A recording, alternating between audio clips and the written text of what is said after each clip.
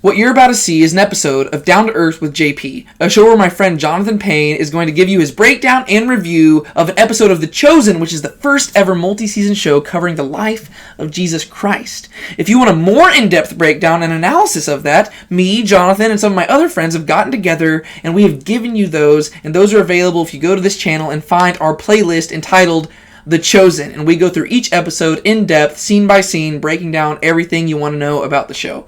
But that being said, this isn't my video, this is Jonathan's, so I'm going to hand this over to you, Jonathan. Hello again, everybody. Welcome to episode 5 of Down to Earth with JP. And we're going to be going over episode 5 of The Chosen, which is called The Wedding Gift. And it's probably about one of the most well-known stories of the Bible, the wedding where Jesus turns water to wine.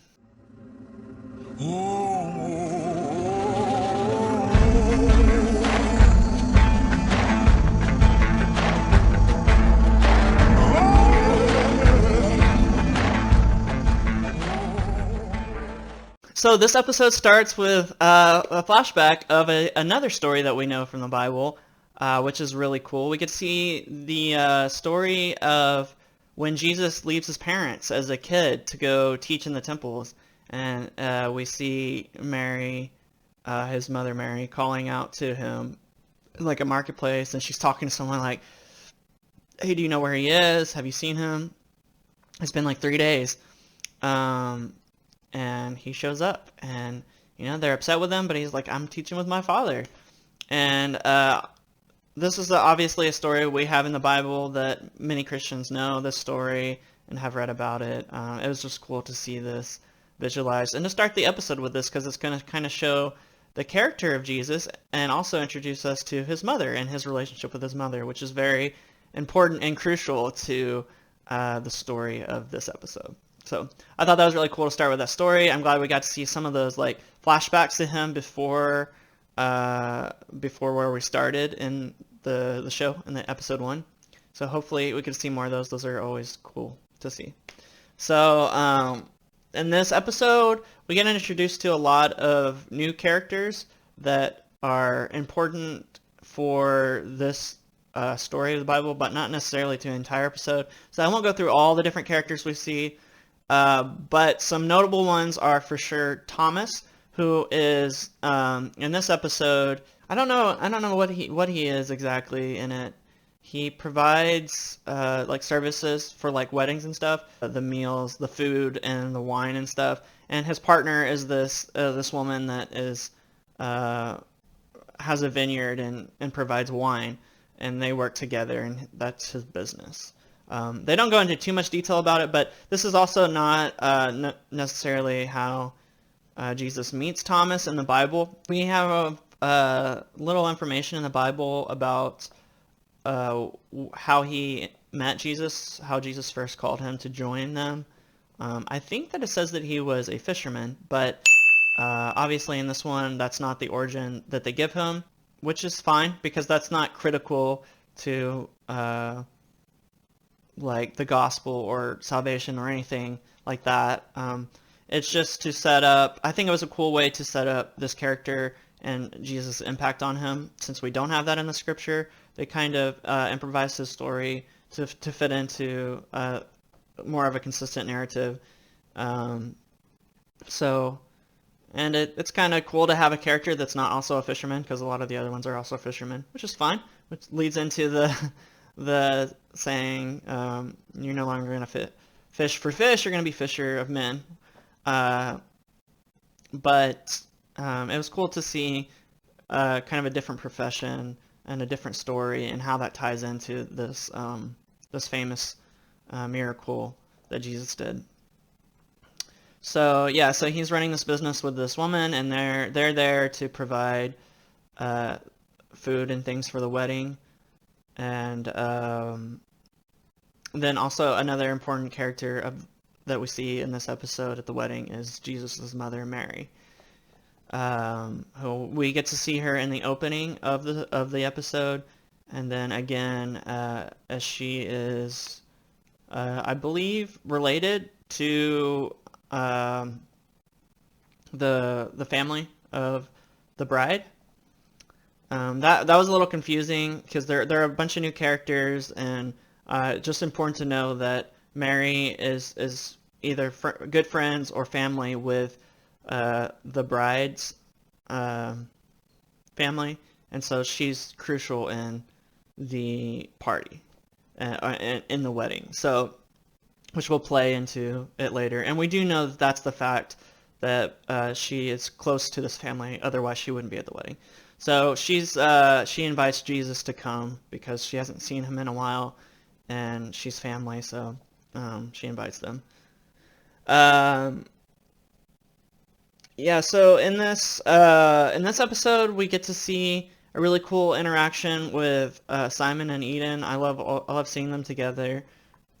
I don't know if the marriage and the relationship is 100% accurate to how marriages would be back then, but probably it's very accurate to how we would see a man and a woman, a Christian man and woman, interact with each other nowadays. And it's just so cool to see that relationship between them two. We see that he's come back, and she's kind of heard what's happened, but he tells her what happened, and he's really excited about it, but he's also feels really sad because he has to tell his wife he's gonna follow Jesus and he won't be there for her, and he doesn't know how to tell her this, and she can sense something's wrong, and he tells her, and he's like, why would I be sad about that? This is like amazing news. This is the man that I married, that I saw pursuing Christ, and this is the exact opposite of how he was before. She was complaining that he wasn't pursuing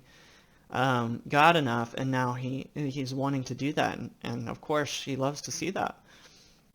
And we get a cool like romantic scene between them, where they talk about when they got married, and that because he's going to a wedding, they talk about their marriage, and really really nice, wholesome scene, and I enjoyed that. And then throughout this episode, we get sprinkled in Nicodemus talking to John the Baptist, which is what we left off with in last episode. So he's kind of talking to him and trying to figure out, well, his main purpose is to find out about this miracle that happened with Mary, like how it's possible. But John is just kind of going at him about why he would be there and why he's actually interested, and he's quoting some scripture back at Nicodemus, and Nicodemus is getting really irritated with him because he considers it a very like flippant use of the scriptures, and that John's kind of ignorant.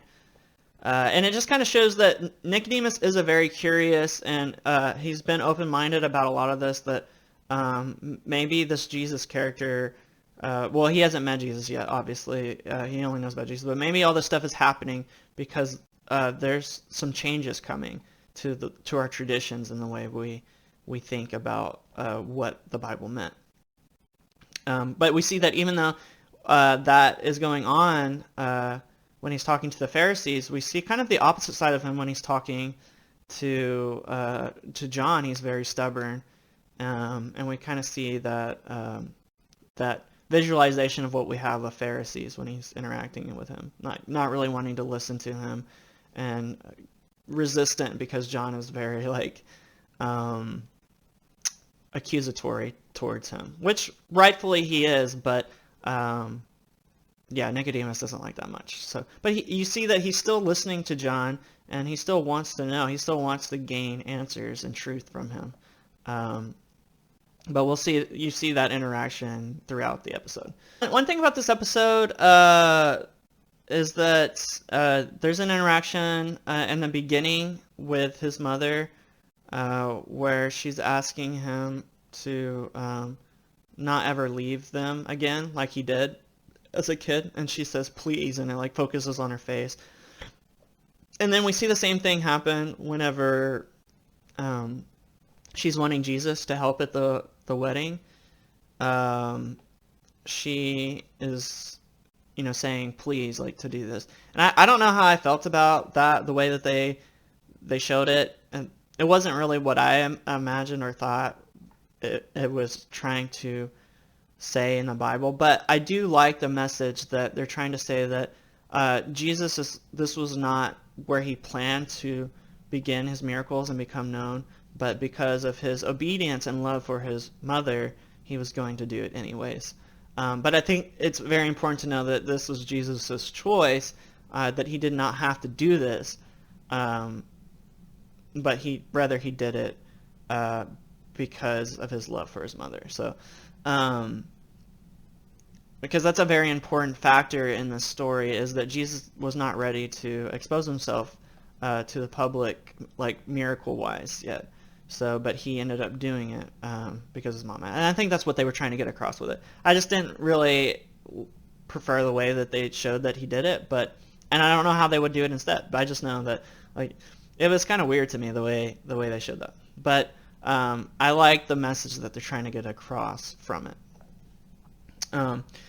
So this episode is very much about the wedding and getting ready for that and planning for that, and kind of setting up this idea that there might not be enough wine. It's slowly showing like there's more guests than they have wine for, and they're showing the servants how to serve the wine a little bit at a time rather than filling up everyone's glasses. And they're setting up this idea that they might run out of wine and it might not be too good. And I really liked seeing like all the tradition and just the atmosphere of this wedding and the culture of it. And that's one really great aspect of the show that I've enjoyed, is seeing that. And it also puts the emphasis on how important weddings were between two people. Like the main couple who are the parents of the bride, I think, are trying to impress the parents of the groom, who are wealthier and more successful and used to nice weddings, and they're really concerned about giving a good show of it. And that's a very, very important cultural thing back there, that if the wedding wasn't good, or like something like running out of wine happened, that would be really bad for the family. I don't know what the repercussions of that would be, like if that means they would cancel the marriage, or it just wouldn't be good relations between the families. I don't know, but you really see that that's a very important cultural thing, to have a really good wedding. And so putting this emphasis on that, and the fact that they might be running out of wine, sets up this importance of the scene at the end. So Thomas, who is the one, I guess, hosting for the wedding and providing the wine, is struggling with this. And we see that they do, in fact, run out of wine, and they go to the mother of the bride who's planning it, and they're like, we're out of wine, what do we do? And she's freaking out, and so she goes and talks to Mary, and she's trying to figure out what she can do, and she's like, hey, I'm going to go to Jesus. And so in the midst of Jesus celebrating this wedding with his disciples, that she asks him, hey, can you take care of this? And he sends everyone away, takes her aside, and says, hey, it's not my time to do this. And she does the, hey, please, can you do this? And we can see that he loves his mom, and so even though this is not technically his appointed time to start, I guess it is, because he decides to do it, and he tells everyone to leave the room, and he just he prays and says, God, I'm ready. So I guess he's saying he's like ready to start his works, his miracles, which is an important thing for him, because it's one thing to say you're the Son of God, and it's another to show the power of that. And it also gains a lot of attention, which is what he was worried about in the beginning. He wanted to be able to spread his message to as many people as he could before he started showing his powers, because it's going to eventually cause them to arrest him. And he always uses the term, it's not my time, to describe the appointed time that he was going to be crucified. And so he knew once he started doing miracles, this would start gaining attention to him and his teachings, and the Pharisees were not going to like that teaching, and that would eventually lead to his arrest. So it's an impactful thing that he is choosing to do this for his mom, because this is unlike when he allowed Simon to catch all the fish. That was a private thing that was only for the people there, that he's calling to follow him. Now he's in a situation where there's several people around. We can see that it's still kind of a private thing because only the people involved in the planning and maybe the servants would be aware of this miracle.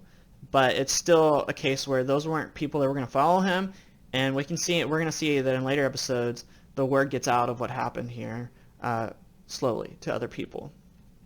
And that's what kind of sets things in motion. So it's important that he decided to do this now, because it's kind of starting this whole chain of events. And there's kind of this cool background story that's going on between Mary and one of the other disciples, where he's talking about being a stonemason and how it's a job where once you start cutting the stone, it sets in motion all these events that you can't go back on. And I thought that was a cool relationship with the story between being a stonemason and cutting the stone, and how that you can't undo that. And that's basically what Jesus had decided to do. Once he had started it, there's no going back. This is the beginning of something. So he dips his hand in the water and he prays, and then we see when he lifts it out, the wine flows through his hand, and we get the symbolism of the blood he poured out for us, which was really cool. So after this happens, we see that obviously Thomas has just witnessed a miracle and has been saved from being the reason the family was shamed for not having wine at the wedding. And he's a very calculative, very thoughtful person, kind of like Matthew. So to him, it just doesn't make logistical sense that this could possibly happen. And we know that in the Bible, Thomas is called Doubting Thomas, and he kind of gets a bad rap for that. But obviously, he's encountered a situation that was an obvious miracle. There's no other way for it to have happened, and he's just struggling with this. And Jesus calls him to also follow him, and so Thomas has to make that decision. And we leave with that. So I really like this episode. I think for even a different reason than all the other ones. It was just really cool. I think it's cool that each episode had different aspects of it that I really liked, that were different than others. This one, I really enjoyed seeing the culture and the tradition of the wedding and how they prepare for it, and just the things they do during the wedding. And it made me want to go to like a Jewish wedding like this and just drink wine the whole time or something. I don't know, I just liked it, and it felt like everyone was very close and friendly with each other and dancing, and just very different than I feel like weddings are nowadays. So yeah, it was just cool to see that. And of course, I love seeing stories directly from the Bible, scripture put on the screen for us to see. Was really cool, and I always look forward to see how they're going to represent that. And I'm sure there's so much pressure on them to do it justice, but I've really enjoyed the way they've depicted the Bible so far. Another really cool thing about this episode is you get to see kind of the disciples' interactions before the wedding. They're kind of talking to each other and learning like what they did before they followed Jesus. I feel like that's a very normal question that people would ask, like when they first meet. It's like, what's your job? Like, what did you do before this? And then they just kind of are all asking questions about who they think Jesus is, and what's going to happen, and you kind of see them asking Jesus questions. We kind of got a glimpse of Simon's personality, but he's a very protective, impulsive guy. So he's always trying to be kind of a leader and protector of the group. There's one point where Jesus asked him to leave ahead of the group, and he wants to stay and protect them. And previously, when he was with his wife in the last episode, he had kind of threatened her brothers to leave the house or he'd beat them up. He just kind of has an aggressive, impulsive personality. And we see that in the Bible too, when he cuts the ear off of one of the Romans when they come to arrest Jesus later on. Spoilers. So yeah, I like that they're showing that aspect of him. That's cool to see. So Also, I really enjoyed seeing more of the humanity of Jesus. We got to see a lot of this in the episode with the children, how he treats them, and how he has like a fatherly persona towards kids. How he messes around with the disciples, like he's a friend. He's not just a teacher, but he's relating to them and being human. And I think a lot of times we just read his teachings and him being this authoritative person that calls people out on their sin and is just a teacher. But we see a lot more of him being a friend also, like being one of the group, not just this set apart person. And a lot of times I think we think, like in school, when you think of your teacher, you don't think of him, your teacher as someone you just go and hang out with, but Jesus is very much part of the group and wanting to relate to these guys and be a friend rather than just purely a teacher. So I think that's cool to see that aspect of that also. So yeah, this episode was really good. I still hold to the fact that I think number 4 was my favorite so far, just because of how impactful the ending of the episode was to me. But this one was really good also, especially since it's about the wedding in Canaan. So cool to see Scripture represented, and I think they did it justice for the most part. They obviously changed a little bit of story behind like Thomas and the relationship with women. I feel like is not 100% accurate to the time, but I think it's very relatable to nowadays, and that's fine. I think it's more important to relate to our current culture. I think it is also very important to show the correct culture for that time, but I don't think it detracts too much from the actual story of Jesus. It's not like changing the truth of the Bible. Overall, really great episode. Thanks so much for joining me through this. This is probably my second favorite episode. I think that's fair to say. And I've heard episode 7 is really good. I think I watched a video with Dallas and he said that one was a great episode. So maybe I'll like that one even better. So I hope you continue to watch these with me and you're watching the episodes, not just watching me. I look forward to continuing on this journey with you, and I'll see you in the next episode. Bye. If you enjoyed this video, be sure to give it a like and comment below and give us your thoughts. If you want to see more about The Chosen, be sure to go check out our Chosen playlist, where we're working on giving you an in-depth analysis of every single episode of the show. If you want to know about how Christians can interact with our surrounding culture, especially with media like movies, TVs, and books, be sure to like and subscribe to Now Let's Be Honest About Movies. God bless.